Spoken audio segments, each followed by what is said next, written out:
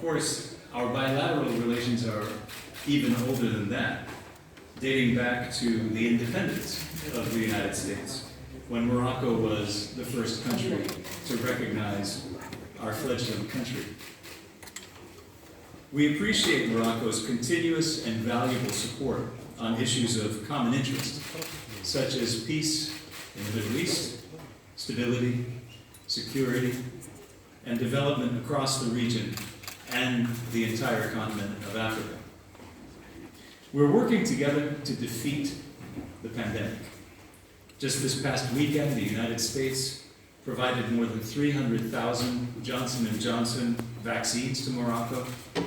These one-shot vaccines will boost the kingdom's already very successful vaccination campaign.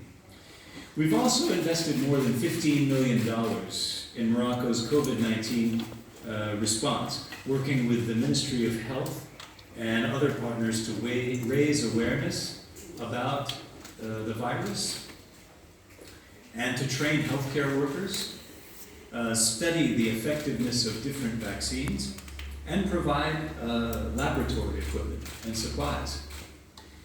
This past weekend, we were also excited to see the inaugural commercial flight between Tel Aviv and Marrakesh. The United States welcomes Morocco's steps to improve relations with Israel, because this relationship will have long-term benefits for both countries. We also appreciate Morocco's continuous support for the UN's efforts in Libya and its support for removing all foreign forces from that country in preparation for successful nationwide elections, an essential step towards a stable, unified, and democratic Libya. On Western Sahara, we support a credible UN-led political process to stabilize the situation and secure a cessation of all hostilities. We're consulting with the parties about how best to bring about a halt to the violence and ultimately achieve a lasting settlement. We strongly support UN efforts to appoint a personal envoy of the Secretary General for Western Sahara as quickly as possible. We are prepared to be actively engaged with all sides in support of that person. Morocco is also a close partner with the United States on a range of security issues.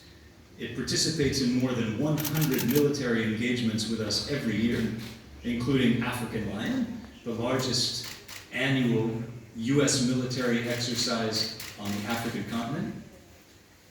And this exercise returned to Morocco last month after a one-year hiatus because of the pandemic. Last year, we signed a 10-year roadmap for defense cooperation, which is a symbol of our long-term strategic cooperation.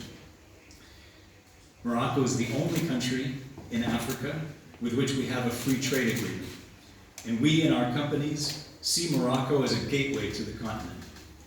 This year marks the 15th anniversary of that agreement. Both countries have benefited greatly from it through the creation of thousands of jobs in both countries and a five-fold increase in the volume of our trade to over $5 billion annually. I was happy to learn that over 150 American companies operate here in Morocco. During my visit, I'm excited to have a chance to go to the National Library to see our exhibit about the legation's bicentennial and the deep historical ties between our two countries.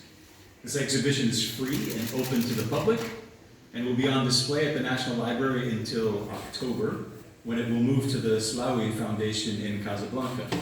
So, get your vaccine as soon as possible, put on your mask, and go visit the exhibit. Thank you.